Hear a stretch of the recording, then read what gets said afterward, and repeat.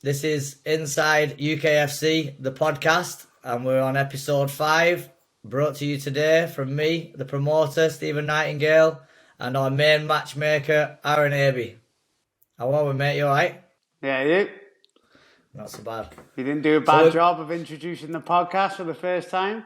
Yeah, I'll get used to it.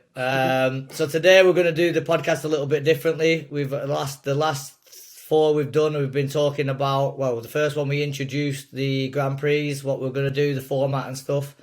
Number 2, 3 and 4, we released and talked about the Grand Prix and the weight class categories we was releasing on that night. Tonight we're just going to change it up a little bit and release a load of fights. We have been quiet on our socials, haven't we? Because we haven't been releasing. Everyone's been asking us, why are we not releasing my fight? Why are you not releasing my fight?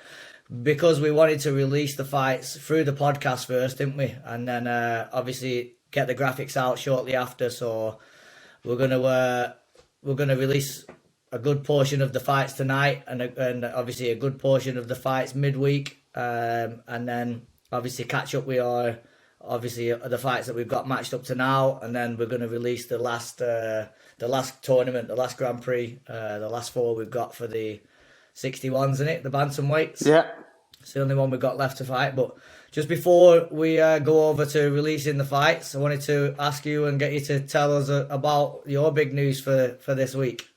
Yeah, I finally have a fight. Yeah? To be fair, I expected to get an offer when I seen that Cage Warriors announced they were going to Wales.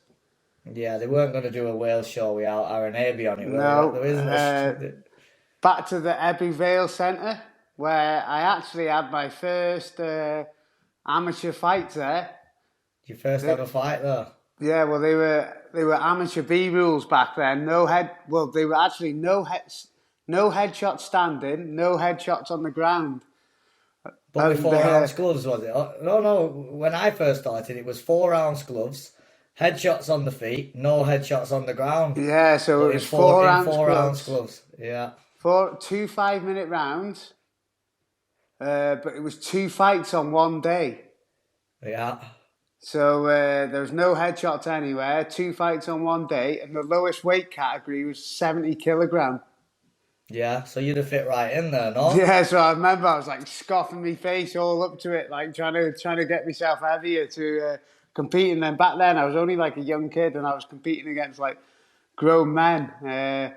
So it's good for me to be able to go back to Aby Vale and fight on Cage Warriors Wales. It's obviously something that like you dream of doing, competing in your home country, and there's not many shows that get to go to Wales. So as soon as it was announced, I managed to get myself an opponent against Michelangelo Lupoli, who's a good Italian fighter, obviously tough. And I think Italy have been doing well on Cage Warriors lately. I think someone put a post up saying they were 6-0 in their last 6 fights. So I'm going to go and take that and have a good night. But I'm looking forward to the challenge. I think now every fight I have is going to be a tough fight and a big fight.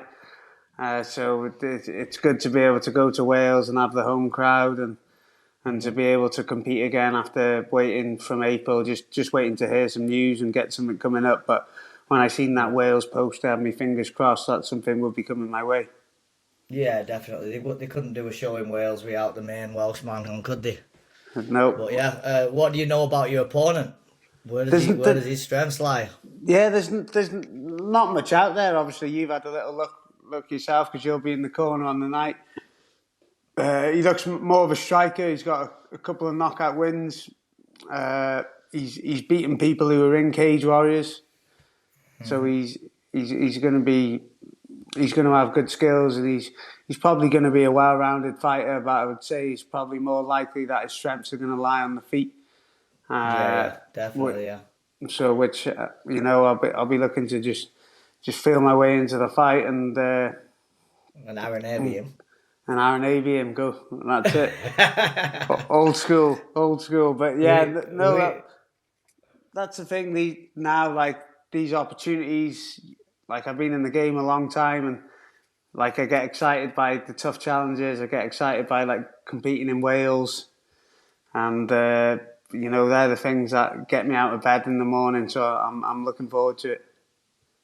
Yeah, I remember when you last fought in Manchester and the roof nearly came off when we made the walk. It was someone else making that walk in Bowler's exhibition centre.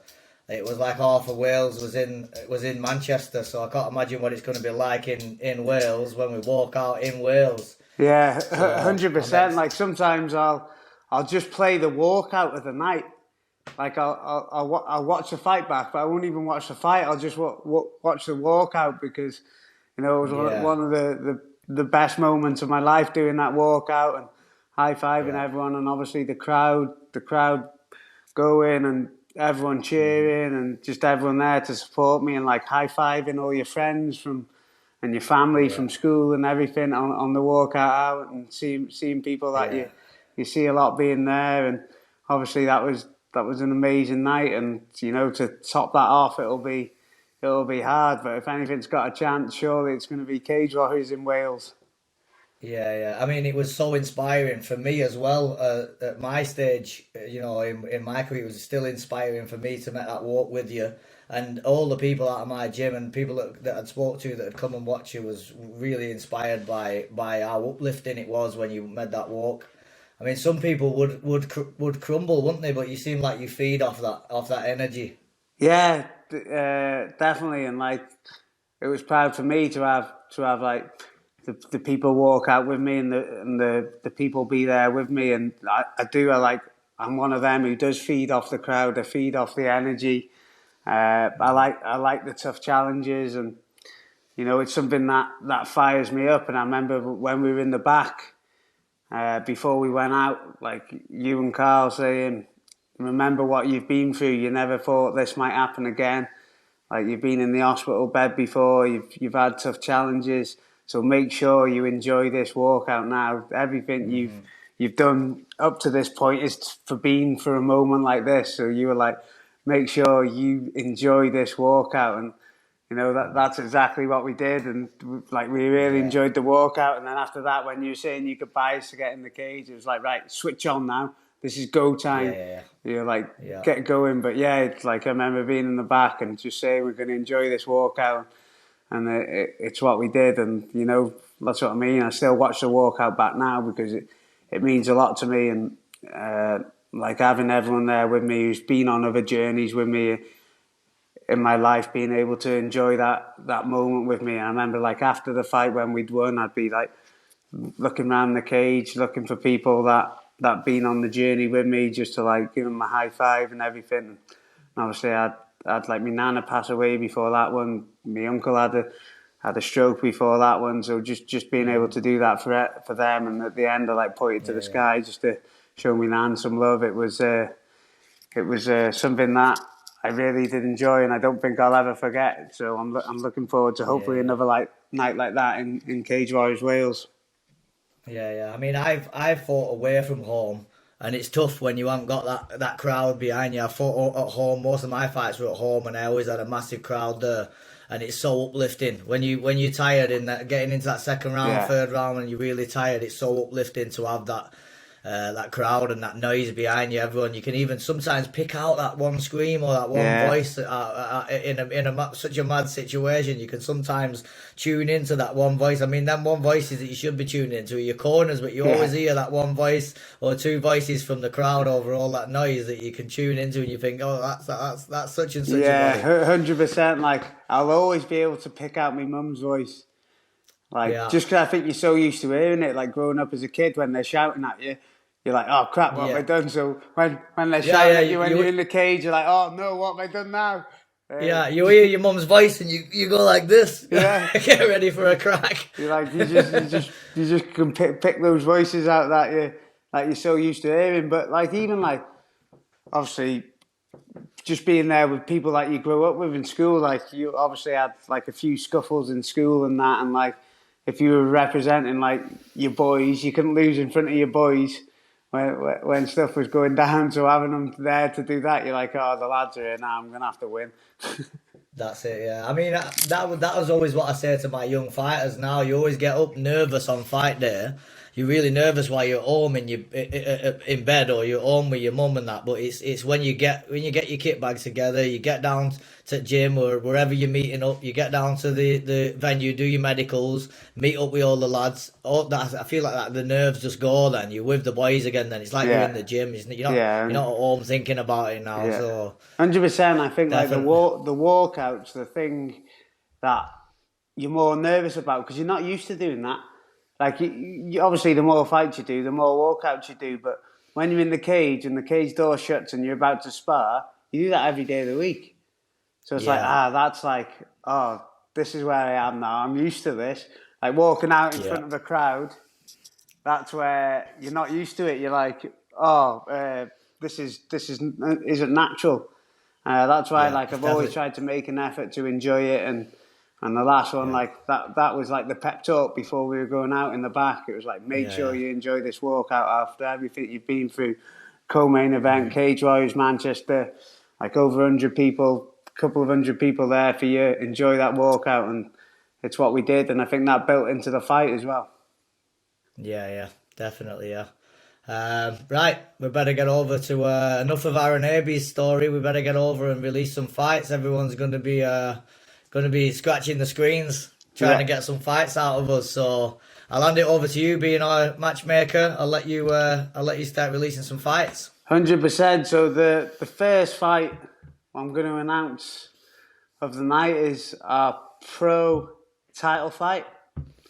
So it's a featherweight title fight between Mike Thompson from the MMA Academy and Chris Price from Manchester Predators.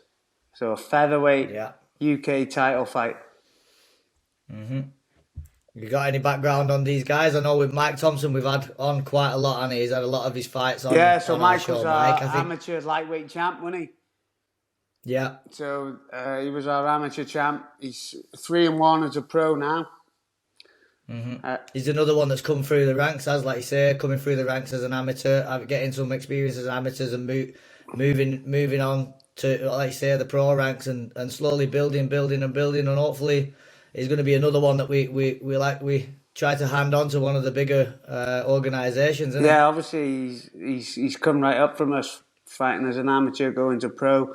He's got 2 wins on our show as a pro, and 1 loss. Obviously, it was a loss to Dorian Kluchnikov. I think that's how you say it. Who's now going on to fight on Cage Warriors, which was a back and forth fight. One of those fights that was swinging, very tough fight in favour of both fighters. Yeah, I think Mike had come in ill on that camp, he said, as well. He'd been ill leading up to that. So he said he had struggled with a weight cut and struggled on the day. So I'm not taking anything away from his opponent on that day, but I think he had a tough time going into that fight, and ended up losing, like you say, a tight decision, weren't it, on the night? So yeah, it was a very close fight. I remember watching it, and just you didn't know who was going to win. And sometimes one fighter was taking over, then the other fighter was taking over.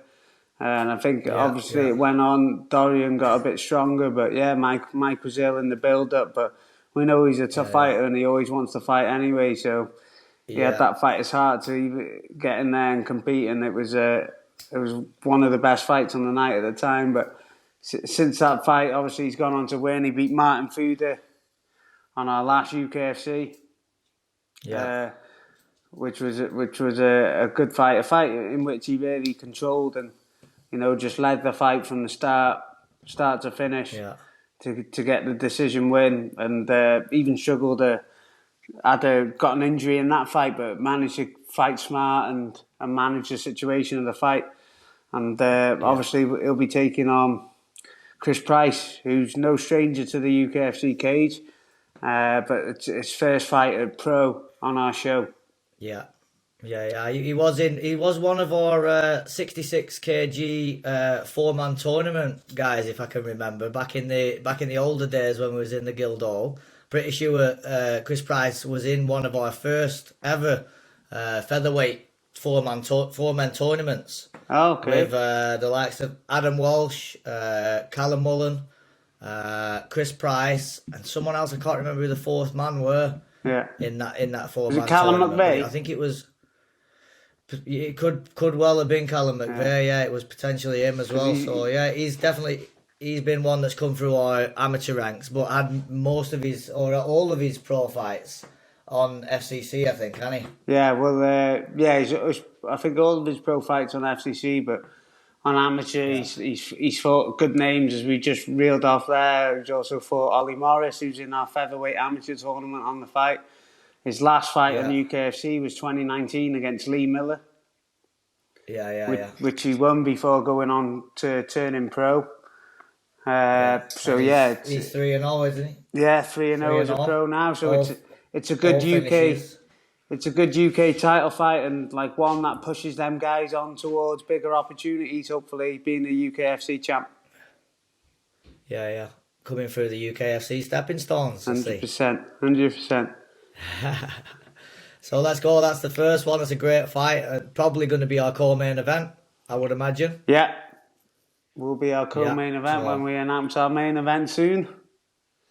Yeah, that's another exciting one. So the next fight we will announce is the young Matthew Pugh versus Romeo Nobrega from Knuckleheads. So Right, which is Knuckleheads. which is We a spoke about 59 Knuckleheads kilogram catchweight fight. Yeah, we spoke about Knuckleheads last week, didn't we? About how keen they are, how much how they turn up to fight. They'll fight anybody, but they got like the fight anyone mentality. Nobrega, if I'm right in saying, he's 0-2, isn't he? So on paper he doesn't look very good, but the two losses he has to Imran Yaman and Yannick Gotium. Yannick Gotium is in the flyweight tournament. He's 2-0 now, both fights on UKFC. And Imran Yaman also, I think he's 3-0, but two wins on our show. We was hoping to have Imran Yaman in the bantamweight tournament, but I think he's getting married in September. Yeah, he wasn't available. So both of them losses would have been people who were in our Grand Prix. So that's 100%. We say that about the Knuckleheads guys. They've got a fight anyone mentality, and they've done nothing but improve on our show. Like they're improving. That's what they better. say to me. I speak to the coach all the time. Really nice guy, and he says, "Look, we don't really care who we fight, as long as we get tough fights. We know this is the best platform in Europe because we've been to a lot of them." He said, "We're going to come up against the toughest guys in this organisation." He said, "And win or lose, we're going to learn, and that's what we want." And you know what? From day one, they've fought every opponent I've sent them. They accept it, and they turn up, they fight, and they're getting better and better. Some of them have only got even records, but they're fighting the best guys on the circuit. You know, last time they came, they fought three of their guys fought against Carbon. One of the guys fought against one of my gym, which, like, on paper is like the worst thing that they could have done, you know. But they turned up, and I think they left 2-2. Maybe on one of the shows, they won 2, lost 2. 50-50 fights and come out with a 50-50 record. So, you know, that's one of those things. And obviously taking on the young Matthew Pugh, who had his biggest win and probably his best performance in his last fight against Aaron Henry on the last UKFC. Yeah, that was definitely a great fight, wasn't it? Both very similar, weren't they? In their attitudes and everything. It was great to see they both looked like they were loving it in the cage. Both young guys with bright futures. Like, you look at them two now and you think they could go on to big things.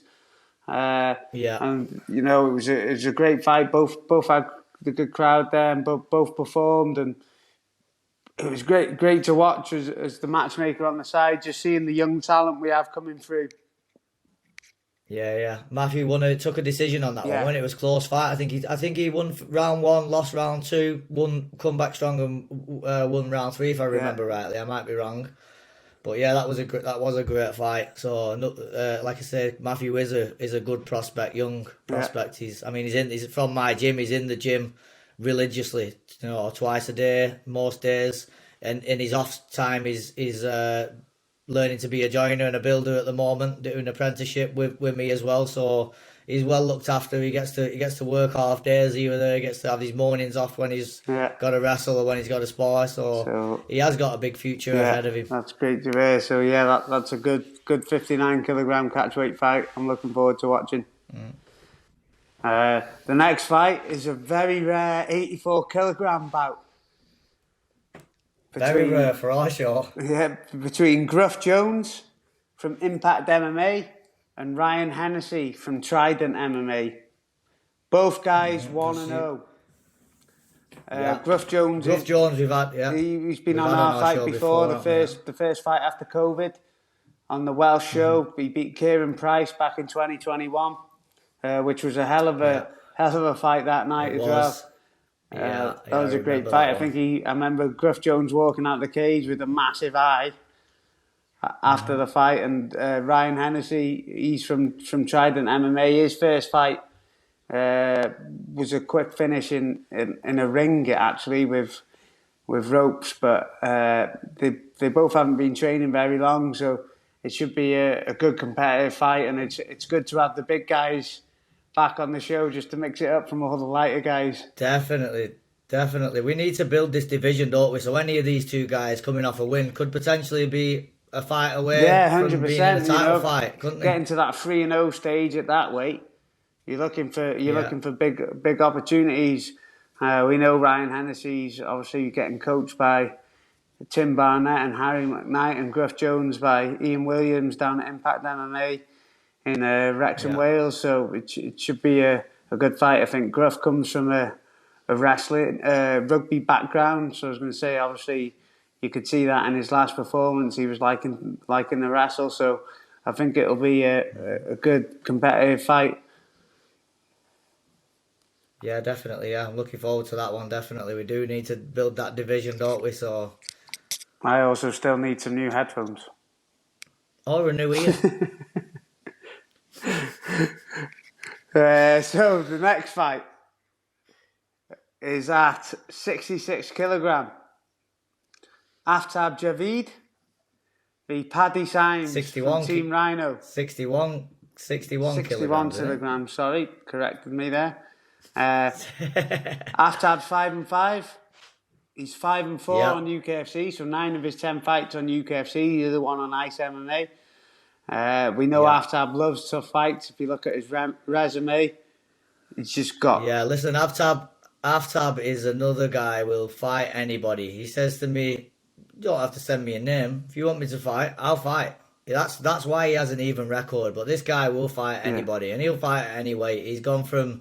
I think he's fought at 77 kilos, he's fought at 4 kilos, he's fought at 70, he's fought at 66, he's fought at 61.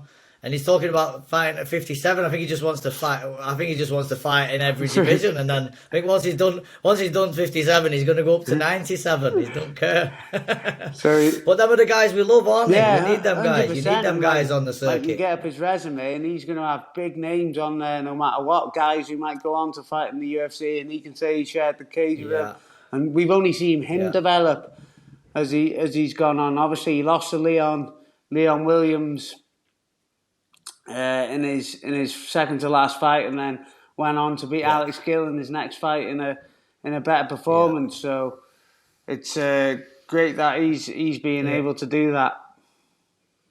Yeah, definitely. Yeah, I think he certainly looked a lot more comfortable at the weight now. It was his first. I think it was his first 2 fights at bantamweight. I mean, Leon Williams is no pushover, is he? Leon Williams is. Coming off a lot of victories. I think he's 6-1. Leon Williams. 7-1 he is now. He just 7-1. Just won the Budo title as well. So yeah, double champ. So yeah, he's a tough fight, and he lost the decision in that fight. Then he just got stuck underneath him a little bit too long. And like I say, the rounds are short as an amateur, especially when you get someone who's with good top pressure on top of you. And that clock soon goes away, doesn't it? But like you say, he came back, had a good win against Alex Gill, who is another veteran of UKFC and veteran of everywhere. The IMAFs, he's well experienced opponent, and he had a good showing against him. They need to pick up the win, get back in the win column. And he's fighting Paddy Symes from Team Rhino, who we know always have good guys when we've had them on the show. They're They're a big gym. And obviously Paddy's coming off a win over Jacob Buckley via an armbar in a good fight against a good opponent in his last fight. Yeah. So he's coming off a win on our show. I think he was toughing it out a little bit as well, Paddy Symes. He was in some difficult spots in that fight, and he managed to pull off an armbar, didn't he? I think he was a little bit down. I think he was going into second round. Was it second round or third round? I think second round. I think it was. Yeah. I think he was best part of 2 rounds down and ended up pulling an armbar out of the bag and finished him pretty quick. So he is slick off his back. So yeah, that's an exciting fight. Yeah. And the next one is a 72 kilogram catchweight bout between another Trident MMA fighter, Billy Adams, who is 0-1. Yeah. He's fighting Matty Mazur, who is 2-0 from Hardwire Fitness. Matty Mazur 2-0 on UKFC as well, isn't he? 2-0 on UKFC, and calling for big things as well, calling for the tough opponents, wanting to progress. Yeah. Obviously, he's got a win over King Letitia and Tyler Matthews, and Tyler Matthews is from Trident MMA.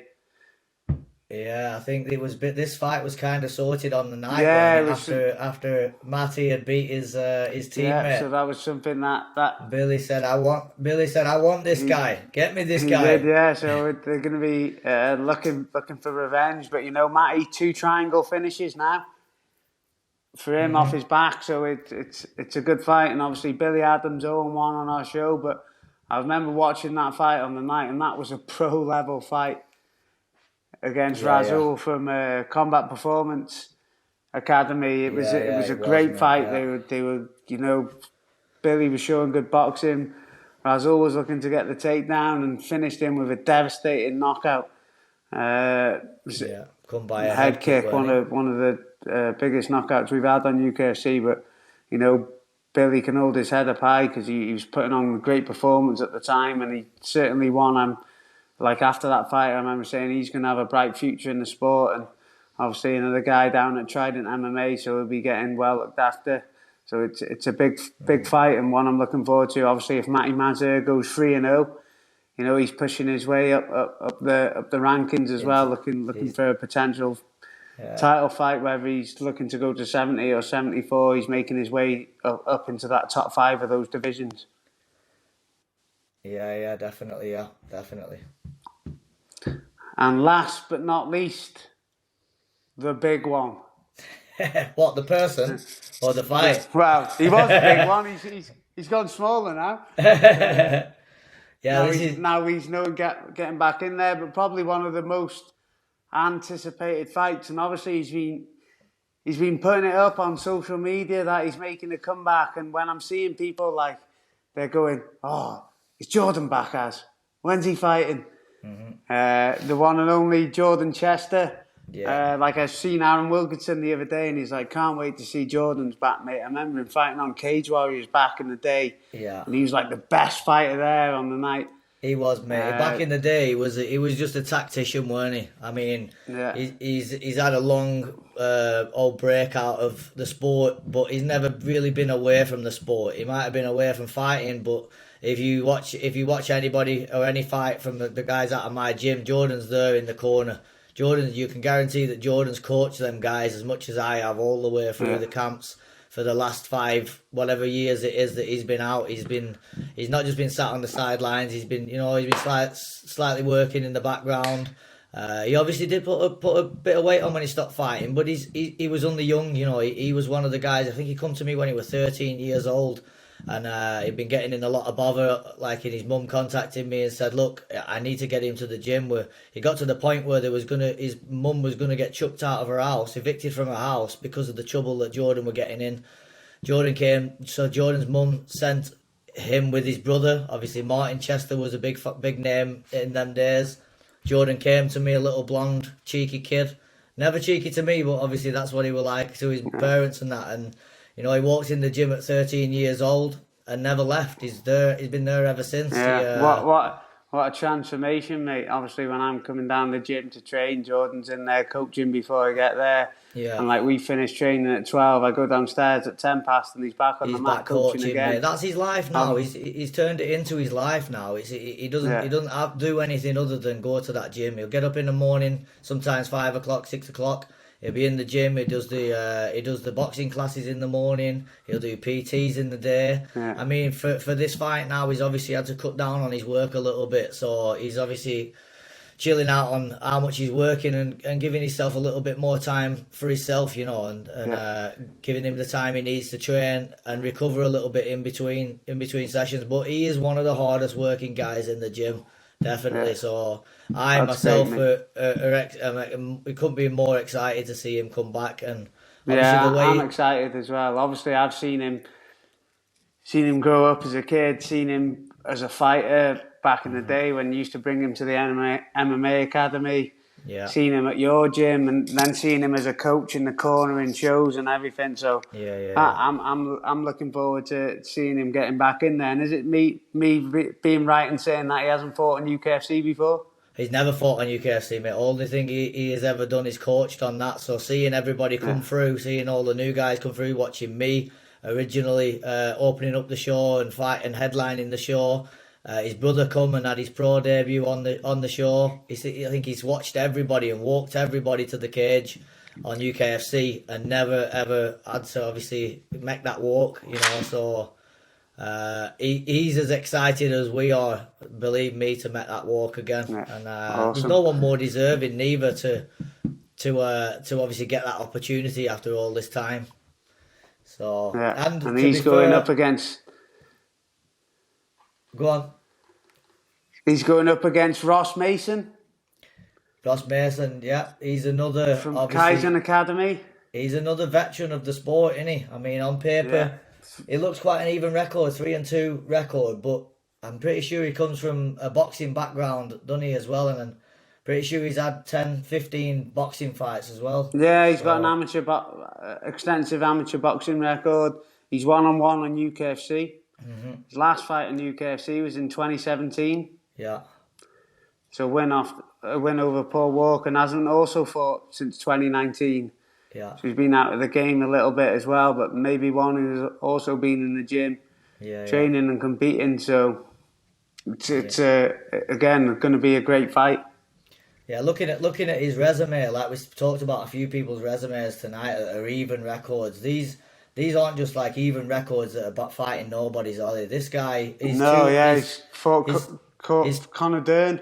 His 2 losses are coming from Conor Dern, who's always been in title contention, really, and always been in the fight of the nights on our show. And Mark Ewan, who's obviously gone on to be a professional. He's just come back from South Africa after putting someone away, putting one of the highly touted guys away. Via submission, so he's one of the hottest prospects in the UK right now. 100%, man. What a win for either guy puts him straight in the mix. That's it, yeah. I mean, going back to Jordan as well. This guy, as soon as we put the table tickets up for sale, this is another thing we should talk about a little bit. We broke our own records in table sales. We put the tables up for sale, and within 16 hours. We'd sold out. That's a record-breaking fact for UKFC. So all the tables sold out within 16 hours. And Jordan had a good portion of them tables and once more. Yeah. So it's obviously not great just... that people are going to be there. Yeah, it's not just highly anticipated. It's not just highly anticipated by us, is it? It's highly anticipated by half of Preston by the looks of it. Yeah, which is amazing. I'm looking forward to it, but...